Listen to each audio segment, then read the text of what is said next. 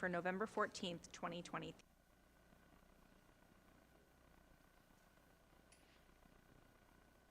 I would like to ask the members of the board, administration, and community to stand at attention facing the flag with the right hand over their hearts to recite the Pledge of Allegiance.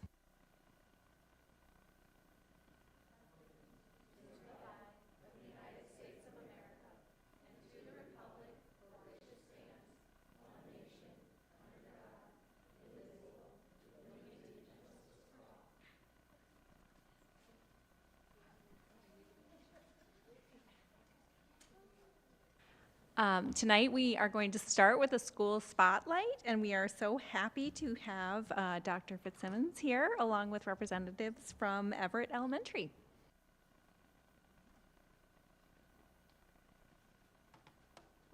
Good evening, and thank you so much for having us. I'm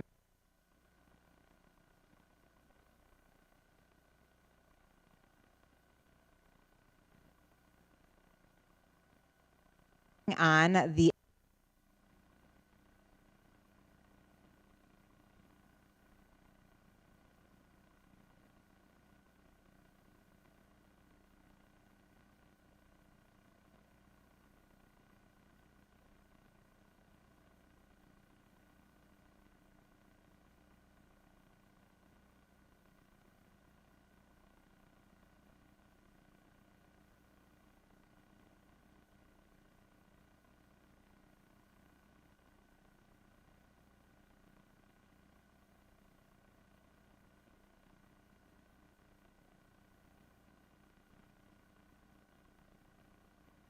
so long, just probably from the original days of the courtyard. And we had one of our subs, Mr. V, if you know Mr. V, he lacquered it and he preserved it for us. And so now we use it as our Friday cheese platter in the morning. But this was the start of some really great things. And we've got some amazing people here with us and students and Mrs. Thomas to talk to us about this whole exciting adventure and where this went from that first year. So I'm going to turn this over to Shelley Marks and Catherine Hensley.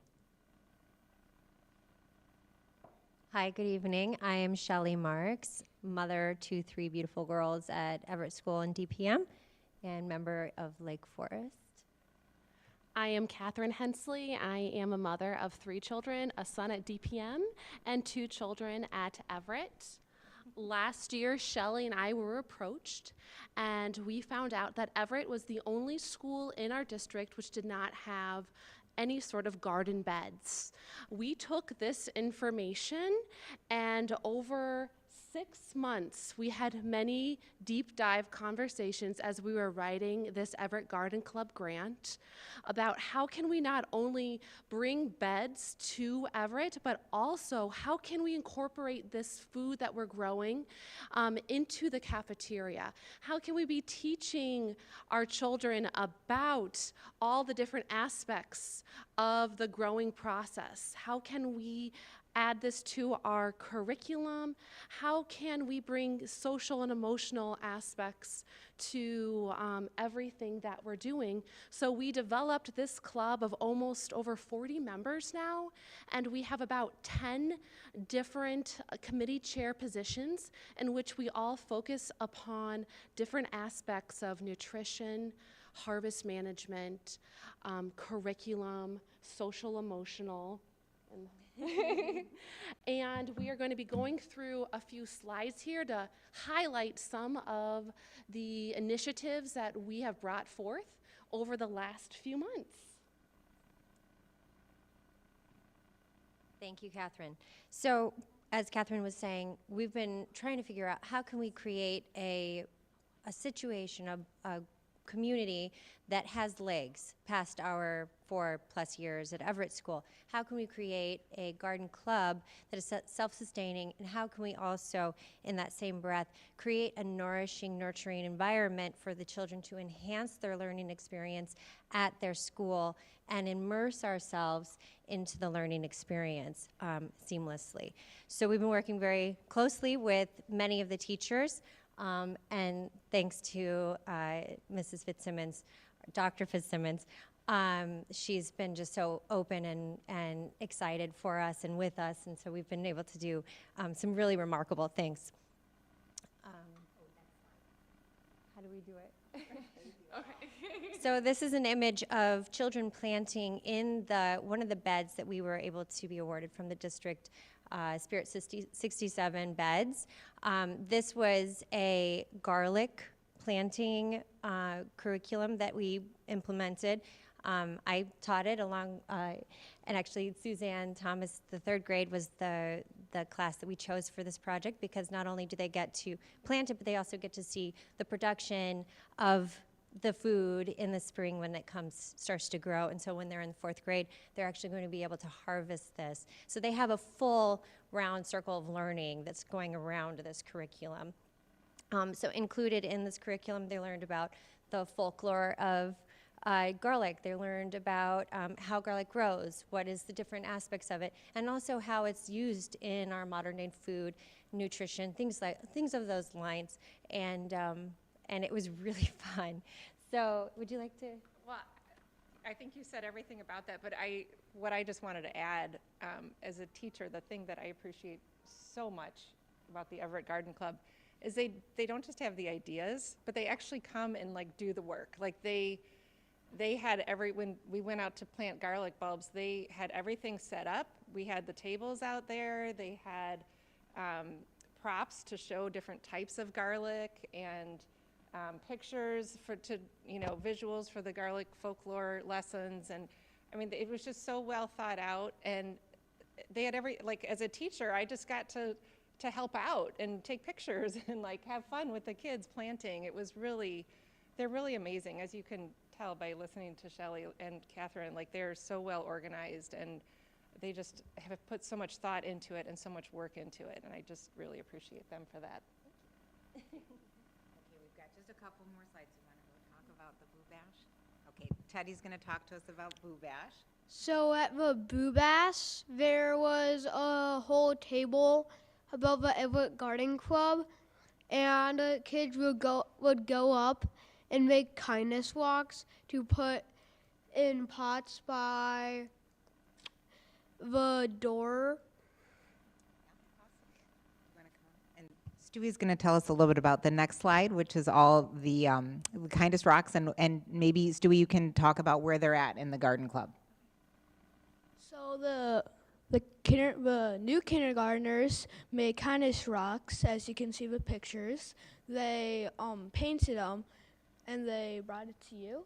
Yes, they brought them to us, and we put them in the courtyard because we wanted to make sure when the kindergartners started school that they already felt like they were a part of the Everett community. So they were able then to go out into the courtyard and find their little rocks. And these are my daughter Poppy and another little child who are placing the rocks out in the courtyard.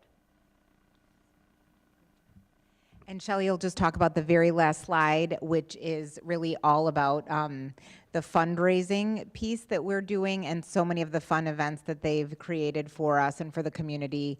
And it's just taken off. And so the garden club and all of the curriculum and all of the food to farm to table and the things that are going to be going to the cafeteria, we're really excited about. So Shelley will just end with that. Thank you. So there's no shortage of good ideas with these group of very enthusiastic parents, and one of them was to fundraise for our indoor and courtyard growing by hosting a bake sale, and we even made handmade candles that go along with the fall theme, and everything is very beautiful, homemade, healthy, with the focus of bringing the community together to encourage this immersion into nature. So honestly, it's been an amazing experience, one that has been just so fun for me, and Catherine and I have been working pretty tirelessly on maintaining this and making sure that it's successful. So thank you for listening to us tonight. Yeah, thank you. Thanks for having us. Thanks for your support, and thanks for your time. Wait, can I just say one thing? I was on the grants committee when Mrs. Thomas wrote the for the space to make the courtyard be functional. And I just want to say how neat it is to watch all of the community building and bringing everybody together, from parents to students to administration, everybody together. And so it's teachers like you that really make a difference, and it's a lot of work. But thank you so much for all of your effort. It's wonderful to see. Thank you. Thank you.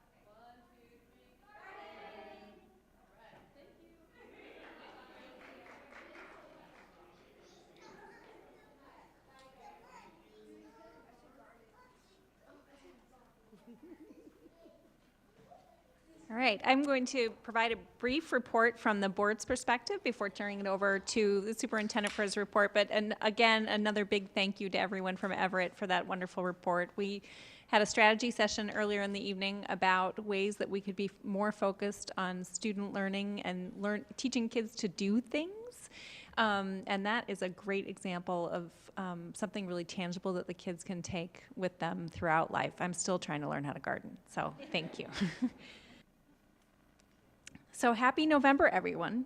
As we look to Thanksgiving next week, which is hard to believe, I'd like to take a moment to express my gratitude for all of the educators who have been working nonstop since the start of the school year to teach our children.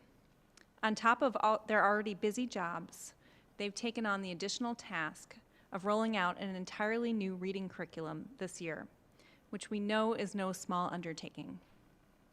As you'll hear tonight, while we still have work to do, we've already seen our test scores start to tick up, and we appreciate all of the hard work and attention that has gone into making that happen. So I hope everyone is able to enjoy a safe and restful holiday week. On the board front, we've had a busy month as well. First, we're making a focused effort to be present more often in our schools and communities. Last week, I attended an evening community coffee with members of the administration and the D115 president, John Noble. The event was very well attended with a packed room and great engagement and questions from the audience. Thank you very much to Melissa Oakley for putting it together. Our board members are also signing up to attend school events scheduled through the end of the year, including school concert, APT events, and the ever-popular staff holiday party. I will be there, ready to play some bingo. This evening, we kicked off the first of a two-part board retreat designed to help us define and focus our work going forward. Tonight's session was held in partnership with the District 115 board, and in January, we will participate in a second session with members of the D67 board only. Next, I'd like to thank everyone on the board, and particularly Carl and Emily, for helping to provide constructive feedback to the administration regarding their proposed metrics plan for District 67. These metrics, which are up for approval this evening, represent the specific goals the district wishes to achieve as it implements the strategic plan we adopted last year. After tonight, our schools will work on action items designed to ensure that we meet these metrics and goals. Finally, this Friday, several of us will be attending the Illinois State Board of Education Conference that will go on over into the weekend. This is a convening of school board members and administrators from across the state. I plan to attend a session focused on the role of the board president and hope to learn a lot there, and will also serve as the board's delegate on several resolutions that we will be voting on this evening. We have a full agenda this evening, so with that, I will turn it over to Matt for his superintendent's report. Thanks, Annie. Okay, tonight's report is going to have a quick preview for the state report card. Dr. Shim will talk more about that in the report section. Have Dr. McHugh talk through some metric slides, and that is an action item later tonight, as Annie referenced. Talk about the snack room list based on the pilot that we did at the start of the school year and where we landed after a great deal of conversation with our community. Quick touch on the referendum bond sale, and then finally a celebration that tomorrow is Illinois School Board Members Day, which I'm sure you all have marked down on your calendar, and that you're excited for me to come do singing telegrams. I made that last part up. You don't want to hear that. So let's talk on the report card quickly. There are a great deal of celebrate and also a great deal of work ahead of us. Both realities are true. I am thrilled, though, to tell you that 3 schools moved from commendable to exemplary this school year. And I will take a moment to acknowledge, while Everett is still commendable, as well as Deer Path Middle School West, Everett academically achieved at the exemplary level, which Dr. Shim will talk about, and it was actually student attendance that dropped us down, and she'll share that a little bit more, but we will start talking more and more about how we are beseeching our parents and guardians to the importance of having their students in classrooms, if at all possible. The day amount is 17.6 days. So as long as you're under 17.6, the district is not penalizing you. I'm not advocating that you take your kids out for 17.6 days, but know that that is the threshold in which we are not able to meet the attendance guidelines per the state requirements. We saw growth in English language arts and math. Remember that we instituted a new math curriculum in grades 6, 7, and 8, which is called illustrative math. And we saw a 9.5% increase in English and language arts as we talked about and researched the new curriculum changes that we were thinking of implementing this fall. And I was pleased with that deal of improvement even prior to the implementation of a new curriculum. We did see a 1% proficiency decline in math at Cherokee and a 1% decline in growth in ELA at DPM West. Remember, we're going to talk about both what we're doing well and how our areas of need. I do want to take a moment to celebrate Sheridan, as Sheridan achieved at the top 1% of elementary schools in the state. So I want to congratulate Susan and her team. While we're seeing growth in most areas, the Sheridan team deserves an extra nod because of their highest level of achievement, and I want to thank her publicly for that work. I'm going to kick it over to Jeff, and as he talks through metrics, would you like the? Thanks, Matt. And I too would like to thank the board. This metrics journey has been long. It's been about 5 or 6 months, and we've had so much robust conversation on this, trying to get it right. I think where we landed, we're proud of, but we also know there's still going to continue to be tweaks to it. This isn't a completely finished product. We know that when we hit a goal, we're going to look to do more, but we appreciate the feedback and the conversation throughout.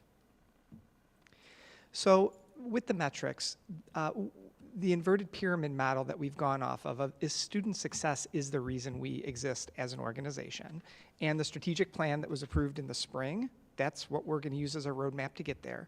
These metrics hold us accountable for achieving the goals on that strategic plan. And then the way that happens, the work really happens in the schools. It's not the people sitting around these tables. It's our teachers, it's our building administrators, it's all the support staff. Each one has a school improvement plan that I'll talk about in a minute. That is the engine that makes everything go.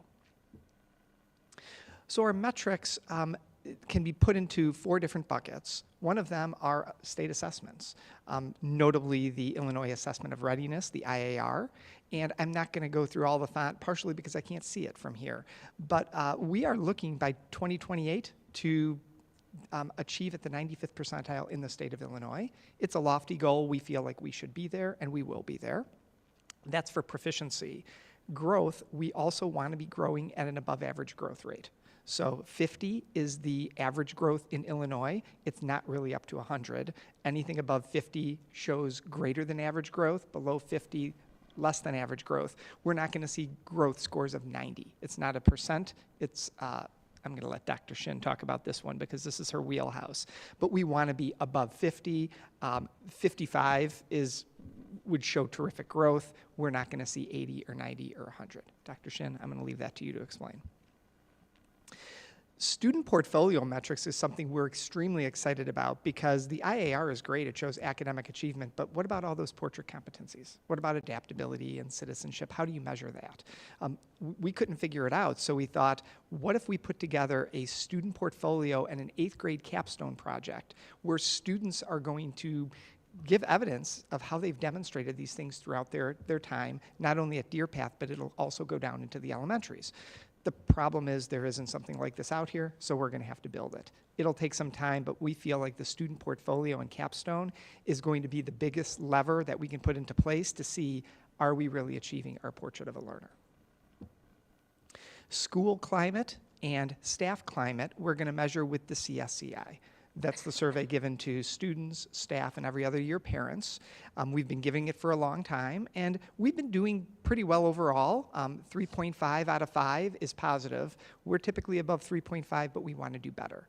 So this is an area we're going to see for things like sense of belonging, social emotional security. We're going to look to move the needle up both for students and for staff. And finally, the community. This was a big part of the strategic plan. How does the community fit in? We want to engage the community, we want to inform the community, and we want to partner more with the community. So we're going to develop a survey that's going to give us just a sense of how we're doing and monitor that over time. That survey will be developed next school year. We'll probably be talking about it this year to be implemented, hopefully, next year. And as I mentioned before, in terms of what's next, the strategic plan is nice. It sits on a website, but the engine is really the buildings. So each building has a school improvement plan, which you can see on the website. All of our school improvement plans are aligned to the district strategic plan. They are monitored constantly at the building level, and then we will come to you, the board and the community, periodically to give you updates as we're moving toward those annual building milestones. But all of those building milestones should support our 5-year strategic plan as well. That is the improvement cycle. Once again, this is Dr. Shin's wheelhouse. She could probably go into more detail. But just know that we are monitoring things constantly at the building level, but we will also be bringing them to you to keep you updated as well. Thank you, kind sir. I will move on to the next topic, which is the snack list pilot that wrapped up on October 6th. And know that after the survey, we had in the survey, we had 408 parent responses, which represents 450 students, and between pre-K and 4, and then 145 students, grades 5 through 8. We had 68 teachers, to give you an idea of food allergies in the district, we have 93 students in District 67 with identified food allergies, and about 7%, which equates to about 7% of our population. We wrestled over this for months to try to figure out where we would land with the updated snack list pilot, and ultimately, the final decision will be announced later this week, and it will be implemented after MLK Day, effective January 16th. And the changes we have are classroom snacks must be peanut-free and tree nut-free. Of those surveyed, over 80% of our respondents said they would support a peanut-free and tree nut-free environment, and we took that feedback most seriously. The second major change is the classroom parties will no longer include food. This is a change that I think will greatly reduce the stress and responsibility that we have on our staff and faculty because of the of the variety of treats. I could say it this morning, but I can't. The neurons will not fire this late. The variety of snacks that come in randomly at parties, whether it be, we don't know where the donuts are coming, we don't know where the pizza's coming from, we don't know where the cake is coming from. So classroom parties will have no food. If families want to bring in something for kids, we'll ask them to be non-food related. So find another treat for them that is not correlated to food. There were questions this morning at an APT meeting about what about the bigger parties, like what about the end of year field day experiences. We will have a very small list of items that can be used. that would be approved. There's the popsicles that are do not violate any of the allergen restrictions, so we will try to accommodate on especially celebratory events. And then also think of like the Halloween parties where everybody's coming together. We might have a small list. Those decisions will be made at the building level in consultation with the nurse and the administrators. But any individual classroom parties, no longer food. Again, that's happening after MLK Day, but announced this week. This is a quick update because we are all taxpayers in that are impacted from the bond sales at 115. The highlight reel for you is due to the extreme amount of interest that we had on this because we are reaffirmed as a AAA bond-rated district. We had 11 investors come forward with the bond. Bank of America Securities was the bond winner, and we had a true interest cost that was lower than we promised the community. We promised 5.78. We landed at 4.35. We were ecstatic by that result. What does that mean? That means that there will be $21 million less taxes assessed on the community, and the annual payment was estimated as a promise of $974 for $1 million house. It came in at $104 less than that at $870. So the biggest objective for the 115 board was promises made, promises kept. If you come under what we promised, that just makes things that much better, and I'm proud of the work that's being done there and excited for the future at 115. Only sharing that because as taxpayers, it's impacting all of us. I will finish with tomorrow is School Board Members Day, and in spite of my cheesy comment about doing singing telegrams, I will tell you this, and I shared at the APT meeting this morning. Not many people in the country serve 2 boards as superintendents. Not many people have the pleasure of working with 14 different individuals. And I will tell you that the articles that you read week to week, day to day, it's about school board and administrators not being on the same page and the superintendent leaving the district for whatever reason, getting run out, voluntarily leaving on their own accord. In fact, 1/3 of the districts in Illinois have new superintendents this year. A half of the districts in West Virginia have brand new soups. So the fact that I have the privilege of serving 14 of you and we are all swimming in the same direction, all 14 of them came together from 5:15 to 6:45 to figure out how we can continue to improve practice and relationship. That means the world to me because right now the society is facing great turmoil, and your commitment to this district and these students, that sacrifice you're making, that you often get negative emails and problems and issues wherever you are in the community, that doesn't go unnoticed, and I'm most appreciative of everything you're doing, and I want to thank you publicly, and I don't say it enough, but I really am grateful that I get the opportunity to work with all of you. That concludes my superintendent's report. Thank you. Thank you. The board will now hear public comment subject to board policy 2230. At this point in the evening's agenda, this opportunity for public comment will be limited to comments about this meeting's agenda items only. Please hold all other comments until the following opportunity for public comment later during tonight's meeting. Are there any members of the public who would like to address the board at this time about items on the agenda?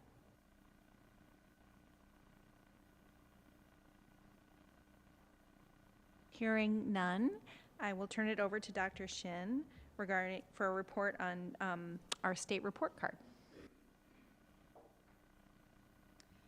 Thank you. I'm back for part 2.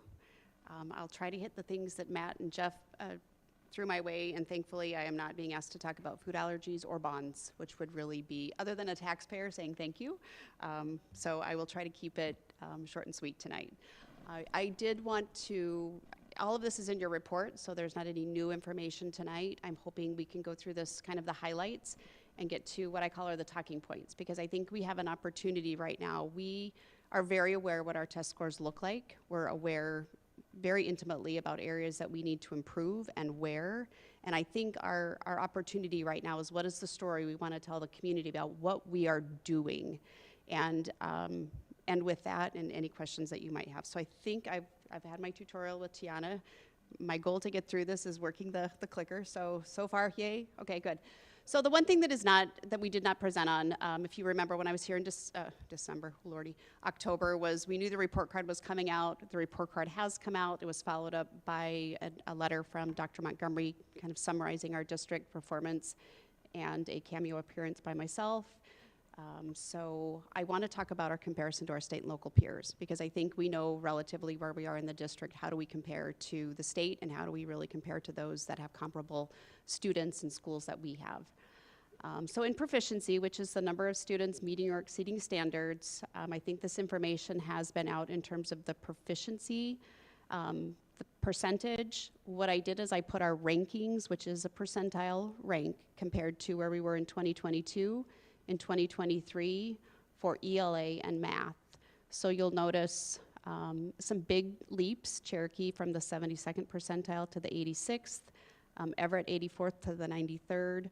Again, this is compared to schools here in Illinois. You can see the math scores even at Everett from 93 to 95.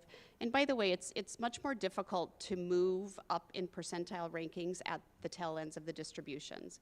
So what I think we're going to see is the jostling in the middle of that distribution, but to go continually Everett or Sheridan to the 96th to the 99th and so on. So you can see, compared to schools in Illinois, relatively things are positive. We still have some work to do in areas, and certainly are aware of that. With respect to our comparable peers, Lake Forest, so all the bands represent the 18 other schools that are in our comparable bucket. We have the green bar is Lake Forest. You can see they're rank ordered from the lowest to the highest, so it ranges anywhere from the 47th percentile, or 47% of the students meeting or exceeding, to 79 as a high, so there's still quite a range among the districts. Lake Forest is down third from the bottom. So we're below the peer average in English language arts for the district, and we're above the state average, barely. Math, we get a little bit bigger picture, same layout in the graphic. You'll see that we're at the 61% of our students met or exceeded in math, so we're chipping away a little bit at that, still below our peer proficiency for the comparable districts.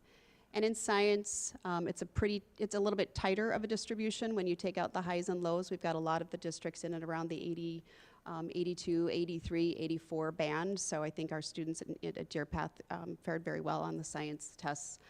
This is the first set of proficiency scores we've had, I think, since pre-COVID, that really tell us if they've not just participated, but passed the test, and we're right up there with our peer group average. So that's moving in a positive direction. With respect to growth, a little bit of a different picture. Growth is 50% of our report card.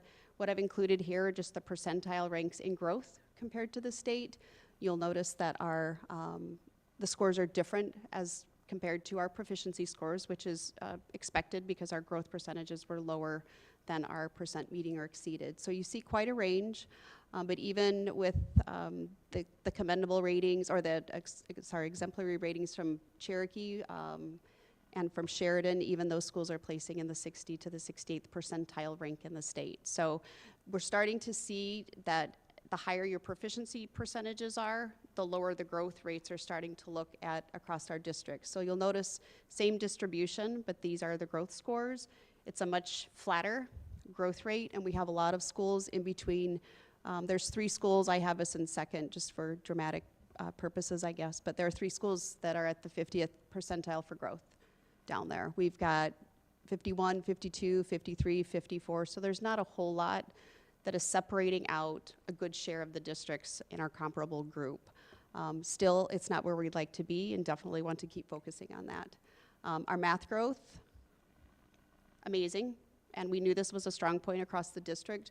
You'll notice again, the scores are pretty tightly packed. It's not a huge range between the high and the, well, if you take out the high and low, you can see they're really within 10 percentile ranks, 49 to 59 across 17 districts. So again, I think we're gonna see this pattern continue as the growth rates and the targets get steeper and steeper. We actually are above the peer group above the peer group average. So talking points, what are we doing? When I walked in tonight, there was a slide up that AJ had that student outcomes are driven by changes in adult behavior. So while it seems sometimes easy to say we're doing a district-wide implementation of Amplify, in 21 years in this district, we have never done a district-wide adoption of any curriculum, K-8. We've adopted pockets, but we are really shifting around what we're asking our teachers to do. So I want you to think you know how to ride a bike, I'm assuming. If you don't, pick another, maybe a motorized scooter these days, but you're now relearning how to ride a bike. And you're paying attention, or you're learning how to drive a car if you have a driver right now, or one learning to drive. They have to get in the car. They don't know, where do I put the key in? How do I turn things on? There's some attention to some very basic things, and that's what we're asking our teachers to do right now. We put new tools in their hands, and we're asking them to learn a lot on the go. So the implementation, thank you to the hard work for 2 years that we put into this, started by Dr. McHugh, and the hard work of our coaches, our teaching and learning department, and our ELA staff has been no easy lift. So thank you for your efforts to support that and keep letting them plug away. They're learning too and changing, not only just learning a resource, but how we're asking them to actually teach. Their pedagogy needs to change. So we've increased our ELA and math instructional minutes at Deer Path. That has been going through different iterations about how we're using that time, but I think overall it gives us extra instructional time at the middle school in core areas that we really do need to beef up. And we've really focused on what I think are also adult behaviors that lead us to actually student outcomes, which I think Dr. Val Kieser, our Director of Teaching and Learning, we want to continue to improve outcomes for kids and support staff by collaborating around what we're doing. We need to get out of our classrooms and start talking about what's going on in those classrooms, celebrating that, learning from one another, and using it in a way that our results and our information about our kids is that focus on what we're talking about.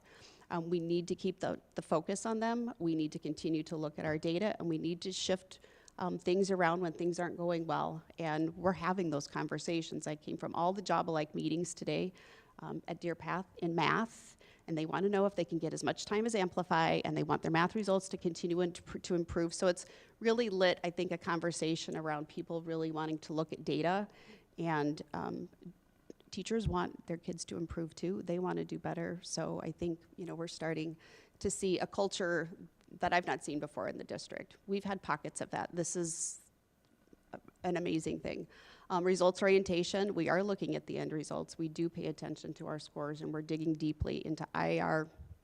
We have MAP testing coming up after Thanksgiving, so that will be our first data point for our kids since we've implemented Amplify grades 2nd through 8, so another progress test to look into, and then we're really focusing on making sure our students and our staff are learning alongside us, and that process is just created at the school level in terms of problem solving. So I'm hopeful that as we talk about what we're doing in the district, we know the scores aren't where we want them to be, but these are some key things to continue to talk about and share with people about what we are doing, and let's shore up our teachers and continue to keep us on target with the metrics, and we hope to be in a better place. We already are. So any questions? Questions? Do you have any insight, and maybe it's premature, but I'm curious if you have any initial thoughts on, I was surprised to see how much variation there was between the 3 elementary schools. Any insight as to why there was that variation between the top and the bottom? Well, Susan followed me, and I was the principal at Sheridan prior to Susan, so I left her, and no, I'm just kidding. Sorry, Mark. You know, I think there are a lot of individual differences, I think, across buildings. I think one of the 2 people that work at Sheridan right now are including the former teaching and learning director, as well as the former district ELA coach. We have a very strong team there. We also have, it's a little bit smaller, it's not a lot, but I think that historically in that building has been a real results focused and student centered. Not to say the other buildings are not. I think Dr. Fitzsimmons really hit from a school growth perspective, both of the other elementaries saw some really nice growth, and Everett really hit it hard too. So I think focusing on the data at the forefront, it's in great pockets across the district. We're trying to bring that to all of the buildings. Dr. Montgomery, did you? Yeah, I was just Okay. going to say, and we talked about this morning, APT, what Sheridan has going for it right now is you have a principal who has been there for 5 years? 5 years. So the longest tenure of the elementaries. And she was also the director of teaching and learning. And you have the smallest the smallest enrollment. So those three things are key factors. What Kate and Renee have done in the short time of their tenure is profound and will just continue to improve. But there's some special circumstances in Sheridan that we're really proud of, that we're hoping we can replicate because we're seeing that progress happen. It just hasn't been as many years as Susan has been Right. at Sheridan. And coming from the small N perspective, that means the fewer students. I came from a 1-grade school in Oregon many, many moons ago, 22. And 1 or 2 kids really can skew your test scores in a year. So not only is it a smaller school, but the level of, I think, individualized attention with a smaller N also helps. I have to say, too, our building coaches are doing amazing things in our buildings this year to further all of this. So it's really not just top down, but it's boots on the ground. So they do have a building coach that's been in the building since before I was there 15 years ago. So. Great, thank you. And then one other question is the peer groups. Who defines that, and then how is it defined? So the peer groups, I don't know how many years we've been using this particular group. They've historically been with us. They are schools that feed into high-performing high schools around here. So the feeder schools into Nutcher, Stevenson, Lake Forest High School, and that have comparable schools to us. I will say in our that peer group was already there for us. I don't know that we've revisited it. Yeah, Not much has 2014, changed. I think. So Monica and Megan, I think, I sent the two of you because you asked similar questions. There was a study done by the board. It's been done several times. I think the latest, I'm looking at Jen, I think is 2014. There's a full report that I can send to you that the board developed the rationale for which 18, or like how many were on there, what the recommendation was, and the rationale behind it. Right. I will say those across those districts, the comparable groups, 40% of the schools received exemplary ratings. There were 60% of them that received commendable, even with the way test scores are. So it's going to be an interesting few years. I have a feeling that with the way growth targets are set. Okay. Anything else? All right, I promised no IAR Part 3 in December. Maybe we'll talk about something. Thank you for your time and your support as we've been in this journey to try to look at everything and create a system that supports our students and our teachers. Thank you, and we appreciate your regular reports. This is something that we're definitely focused on, and so having a good flow of information from you is really helpful.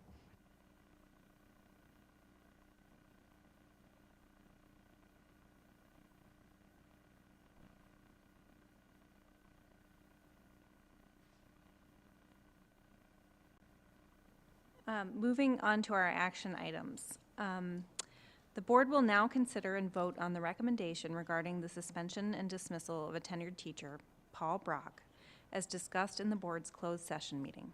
Dr. Montgomery, please provide your recommendation to the board. Thank you. Consistent with the requirements in the school code for the dismissal and suspension of a tenured teacher without pay, I recommend that the board authorize the actions outlined in the proposed resolution. Those actions include that the board authorize and direct the service of written notice of charges to Paul Brock, setting out 3 charges. Charge 1, for engaging while at another school district in a personally and sexually grooming relationship with a middle school student. Charge 2, for misrepresenting his employment history in the course of the application process with District 67. And Charge 3, for misrepresenting his relationship with the student in the prior school district and not being forthright in the course of the District's 67 investigation of his relationship with the student. Motion from a member that the board adopt the resolution regarding the suspension and dismissal of a tenured teacher, Paul Brock. So moved. Carl Carrar has moved to adopt the resolution regarding the suspension and dismissal of the tenured teacher discussed this evening during board's closed session. Do I need a second? May I have a second? Second. May I have a roll call vote, please? Mr. Carrar? Aye. Mr. Remus? Yes. Ms. Levert? Aye. Ms. Yon? Yes. Ms. Helms? Aye. Ms. Bernal? Aye. Ms. Engelberg? Yes. Motion carries.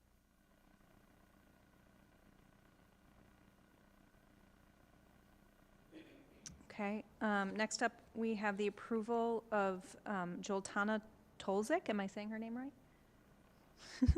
right? Contract for a long-term psychologist substitute. May I have a motion to approve the contract? I'll move. May I have a second? Second. May I have a roll call vote, please? Can I ask a question? Yeah. I'm not That's okay. Is this directed to Jeff? Is it, okay. I noticed that the contract appears to be for full-time or 7.5 hours a day. Is it necessary to have a substitute at 7.5 hours a day? Is there a need for that much time from a school psychologist? For example, is it something where we could do 3 days a week or maybe 3 hours a day? I just want to get your thoughts on that. That is something that we talked through, Dr. Georgia. You were more intricately involved in these conversations.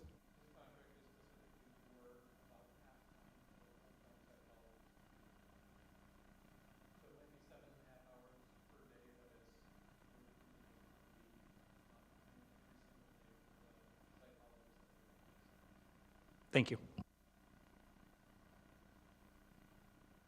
Any other questions? May I have a roll call? Ms. Levert? Aye. Ms. Helms? Aye. Ms. Bernal? Aye. Mr. Carrar? Aye. Ms. Engelberg? Yes. Ms. Yon? Yes. Mr. Remus? Yes. Motion carries. Moving on to the tentative tax levy and hearing. May I have a motion to adopt the 2023 tentative tax levy and hearing? That's a lot of alliteration there. So moved. May I have a second? Second. Comments or questions on the tax levy? Again, just to clarify, this is not an approval of the tax levy. This is just a tentative look at it. And the numbers that are on here are the maximum that we can levy, correct?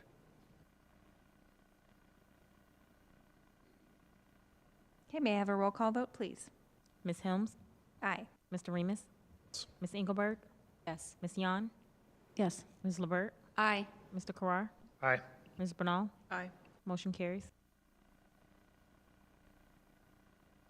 Next, may I have a motion to approve the strategic plan metrics? So moved. May I have a second? Second. Would anyone like to share anything about the metrics? Yes, I just want to thank Dr. McHugh for your extreme patience with me in particular on some of the input that I've had, and I do recognize the level of effort put into this. And after the discussion today and our joint session, I am looking forward to establishing a clear set of board goals that we will use these metrics to help monitor our progress. So I think this is a great first step, and there's a lot of metrics on there to track, but it's going to help feed the next part of this. So I look forward to that discussion and that part of the process.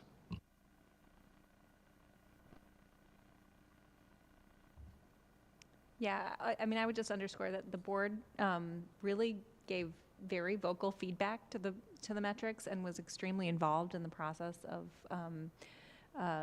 responding to them and helping to make them better. And I think sort of it was a good example of collaborative work where we ended up with a better work product and result. Hopefully the administration feels that way, but I think we do. So with that, may I have a roll call, please? Ms. Yon? Yes. Mr. Carrar? Aye. Ms. Helms? Aye. Ms. Bernal? Aye. Mr. Remus? Yes. Ms. Levert? Aye. Ms. Engelberg? Yes. Motion carries. Next, may I have a motion to approve the Modern Media Tech LLC Cherokee Security Camera contract in the amount not to exceed $115,000? So moved. May I have a second? Second. Any comments about this contract? I would just add that, if I may, that this is a continuation of a project that was started to install new cameras across the district. We did not install these cameras in Cherokee because of the Cherokee construction project, and this is just a continuation of that work, and we held on purpose because of the construction that's being done at Cherokee. May I have a roll call vote, please? Ms. Engelberg? Yes. Ms. Helms? Aye. Ms. Bernal? Aye. Mr. Remus? Yes. Mr. Carrar? Aye. Ms. Yan? Yes. Ms. Levert? Aye. Motion carries. May I have a motion to approve the ISBE ISB School Maintenance Grant for fiscal year 2024? So moved. May I have a second? Second. Questions about this grant?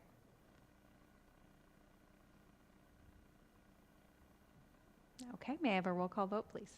Mr. Remus? Yes. Ms. Engelberg? Yes. Ms. Levert? Aye. Ms. Yan? Yes. Ms. Helms? Aye. Mr. Carrar? Aye. Ms. Bernal? Aye. Motion carries. May I have a motion to adopt the resolution authorizing the commencement of social media litigation? So moved.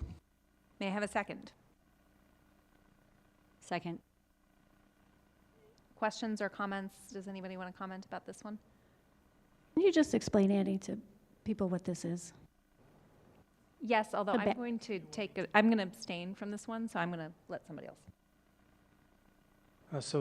In summary, both districts, so 115 engaged in the same litigation last week.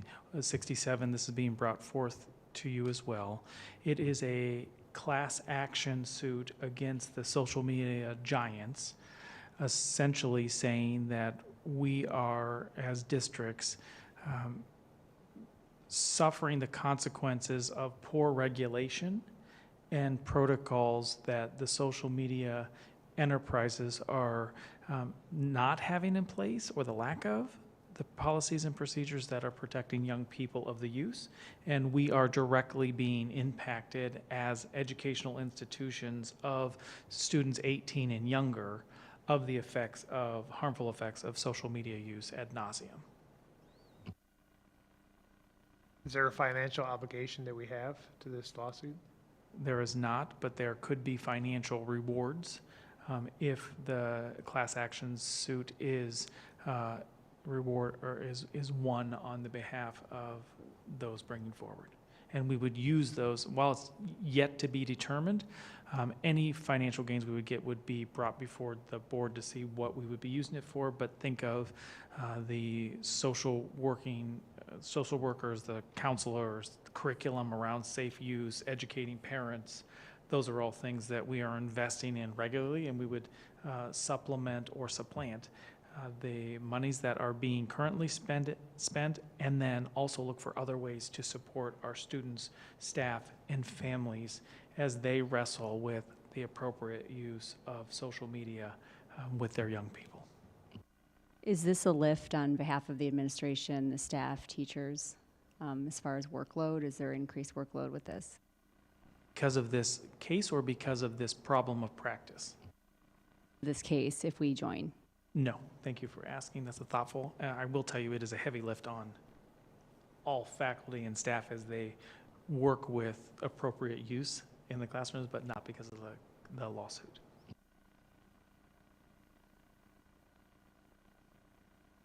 Any other questions? May I have a roll call vote, please? Ms. Levert? Aye. Ms. Bernal? Aye. Ms. Yan? Yes. Mr. Carrar? Aye. Ms. Engelberg? Yes. Mr. Remus? Yes. Ms. Helms? Abstain. Motion carries. Moving on to the consent agenda, and as a reminder, any item may be removed from the consent agenda at the request of a board member.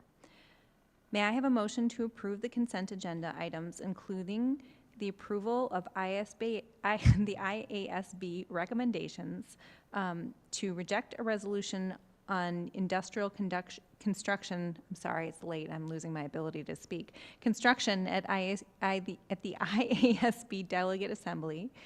A recommendation to adopt a resolution on school resource officer funding at the Delegate Assembly. A recommendation to adopt a resolution on bus driver regulations at the Assembly. A recommendation to reject the resolution on employment history review at the Delegate Assembly. Approval of a recommendation to reject a resolution on alternative safe school funding at the Delegate Assembly. Approval of disbursements, payrolls, and financial statements for August. Approval of the Human Resources Report. Minutes of an executive session from October 24th, 2023, and minutes of a regular meeting and workshop from October 24th, 2023. And I'm looking for a motion. So moved. May I have a second, please? Second. Any comments? May I have a roll call vote, please? Ms. Helms? Aye. Mr. Remus? Ms. Levert? Aye. Ms. Engelberg? Yes. Mr. Carrar? Aye. Ms. Bernal? Aye. Ms. Yan? Yes. Motion carries. This month, the district has received 2 FOIA requests, one from Civic FOIA and one from Michael Roast and Allium Roast, which is in progress. At this point, the board now has the second opportunity for public comment. Are there any members of the public who would like to address the board? Okay, hearing none, just a few announcements. Obviously, next week, Wednesday through Friday, we will have Thanksgiving break, and I wish everyone a very happy Thanksgiving. Following the break, we will have a Finance and Operations Committee meeting at 7:30 a.m. on November 30th. And our next Board of Education meeting is scheduled for December 12th here at West Campus at 7 p.m.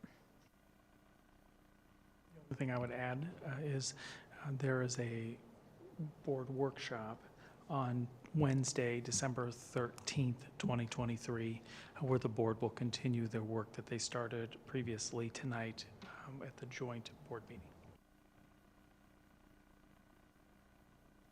May I have a motion to adjourn the City of Lake Forest School District Board 67 board meeting for November 14th, 2023? So move. May I have a second? Second.